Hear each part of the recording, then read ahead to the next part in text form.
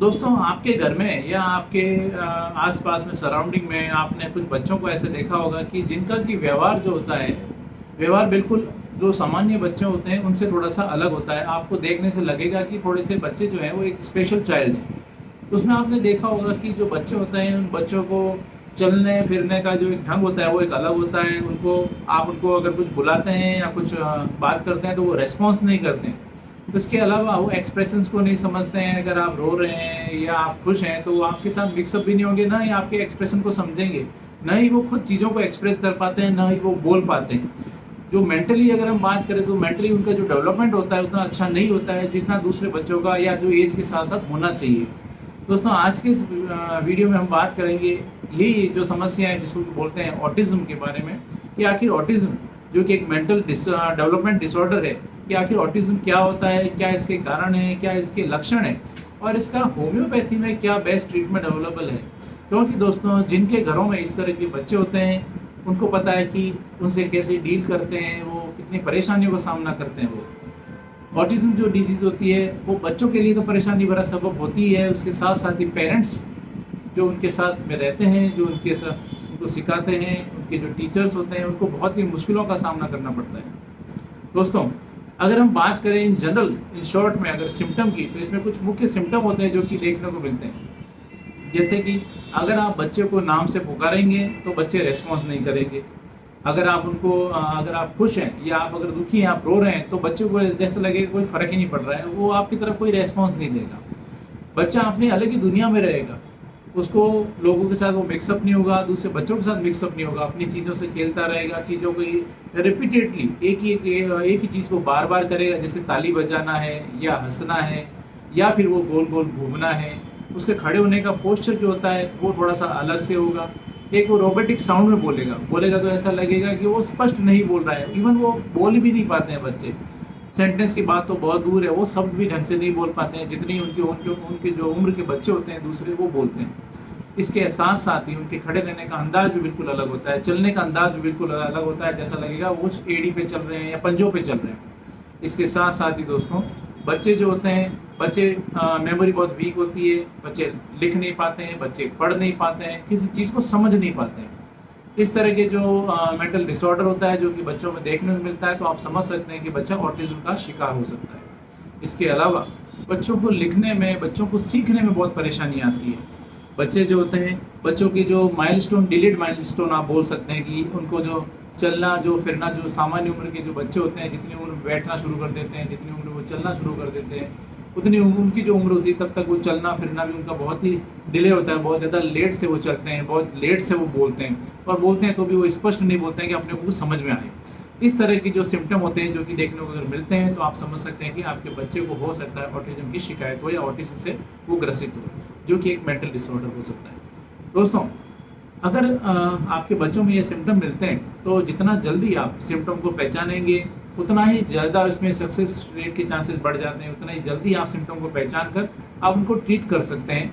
आप उनकी जो आदतें हैं, जो कि आदतें धीरे-धीरे उनकी जो इस तरह की जो हैबिट्स है वो डेवलप हो रही है, उसको आप समय रहते कंट्रोल कर सकते हैं, उनको सिखा सकते हैं। जितना छोटा बच्चा जल्दी सीखेगा, उतना बड़ा बच्चा होता है उसको सीखने में दिक्कत आती है। दोस्तों, यूजुअली जो ये साइन और सिम्पटम होते हैं बच्चों में, वो करीब 1 से 2 साल तक के जो बच्चे होते हैं, उनमें धीरे-धीरे ये देखने को मिलना शुरू हो जाते हैं, और पेरेंट्स अगर थोड़ा-सा ध्यान दें तो उसको अच्छे से उनको पता चल जाता है कि बच्चे को कुछ ना कुछ प्रॉब्लम है। दोस्तों, अगर हम बात करें इसके चांसेस की, कि अगर लड़कों में ज़्यादा होता है या लड़कियों में, तो लड़कों में लड़कियों से 4 गुना ज़्यादा चांसेस होता है इस तरह की शिकायत की। अगर हम बात करें शॉर्ट में कि कितना जल्दी आप उसको कैसे पहचानेंगे, तो अगर बच्चे की अगर 6 महीने की उम्र हो गई है, अगर 6 महीने में अगर वो कोई तरह का, अगर आप बच्चे को अगर आप उसके सामने हँसते हैं, तो बच्चा आपकी तरफ कोई भी तरह का मूवमेंट या कोई भी तरह का उसका ऐसा नहीं लगेगा कि बच्चा आपको नोटिस कर रहा है, उसको ऐसा लगे कोई फ़र्क नहीं पड़ रहा है, कोई रिस्पॉन्स नहीं देगा। अगर बच्चा करीब-करीब 9 महीने का हो गया है और वो फेशियल एक्सप्रेशन, किसी तरह के फेशियल एक्सप्रेशंस उसके चेहरे पर नहीं देखने को मिल रहे हैं, इवन अगर आप बच्चे को नाम से बुलाते हैं, तो बच्चा आपकी तरफ कोई रिस्पॉन्स नहीं देता है।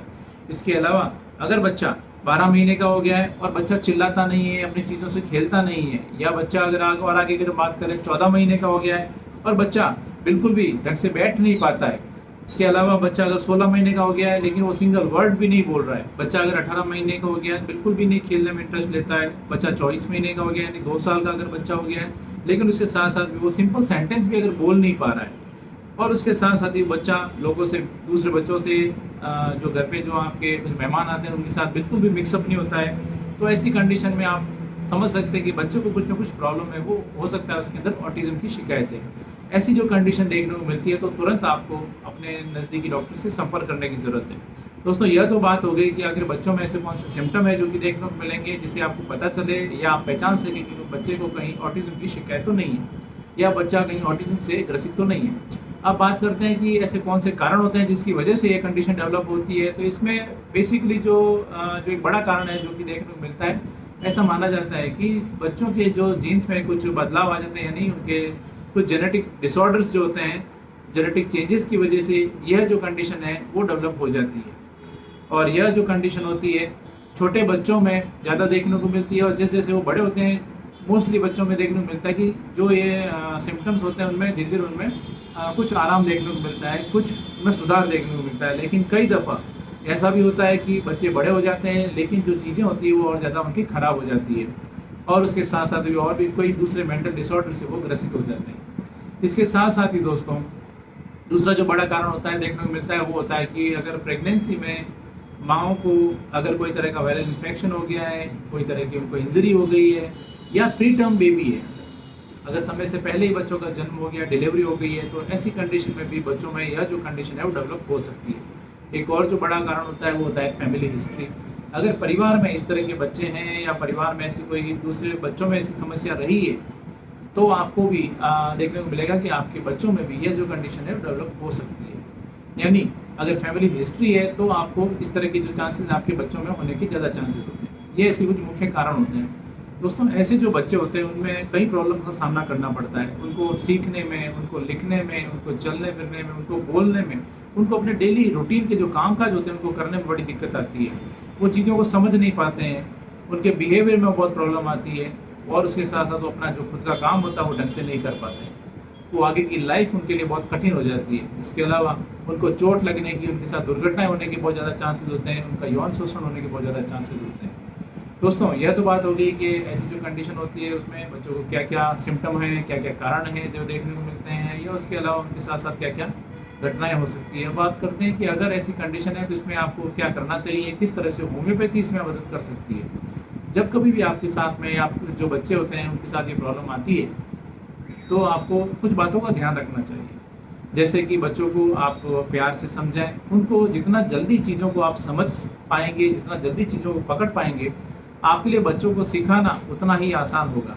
इसलिए आप जल्दी से जल्दी चीज़ों को पकड़ें, उनको आप उनको नोटिस करें कि बच्चे के साथ क्या प्रॉब्लम आ रही है, ताकि उसको आप समय रहते उसको सिखा सकें। इसके लिए आप बच्चों को लर्निंग आपको बहुत ज़्यादा ज़रूरी है कि बच्चों को आप ज़्यादा से ज़्यादा सिखाने की कोशिश करें। आपको उसके साथ साथ स्पीच थेरेपी भी आपको ज़रूरत पड़ सकती है, इसके अलावा फिजियोथेरेपी की ज़रूरत पड़ सकती है।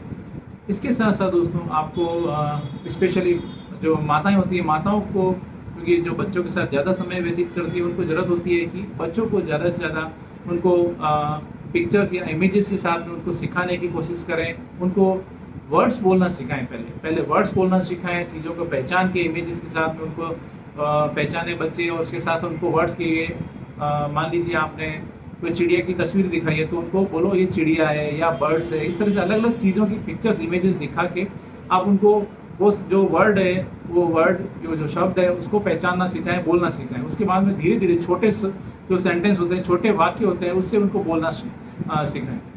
धीरे धीरे बड़े वाक्य वगैरह, इस तरह से आप उनको ट्रेनिंग दें। यह एक बहुत ही इंपॉर्टेंट फेज़ होता है, लर्निंग और टीचिंग, ये बहुत इंपॉर्टेंट फेज़ होता है ऑटिज्म के बच्चों के लिए। इसके साथ साथ कुछ होम्योपैथी मेडिसिन होती है जो कि काफ़ी हेल्प करती है, काफ़ी मददगार होती है। जिनमें से कुछ मुख्य मेडिसिन होती है जो कि हम अक्सर अपने पेशेंट्स को देते हैं। उनमें कुछ खास दवाइयाँ हैं जो कि इसमें काम में ली जाती है। उसमें से सबसे पहली और मुख्य दवा है वो है एथुजा 30। इस तरह के बच्चों की एक खास दवा है। इसके अलावा बायरता कार्ब एक बहुत अच्छी दवा है जो कि ऑटिज्म के बच्चों में काम में ली जाती है।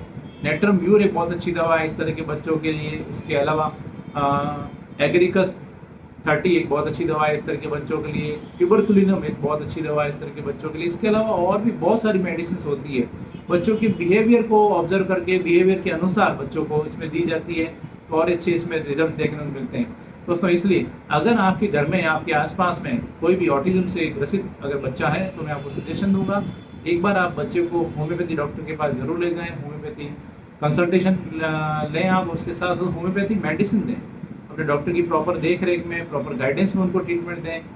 मैं समझता हूँ कि बच्चों को काफ़ी बेनिफिट है जो कि देखने को मिलेगा। अगर हम सोचते हैं कि इस तरह के जो बच्चे हैं वो उन बच्चों का कुछ नहीं किया जा सकता, तो हमारी गलत सोच है।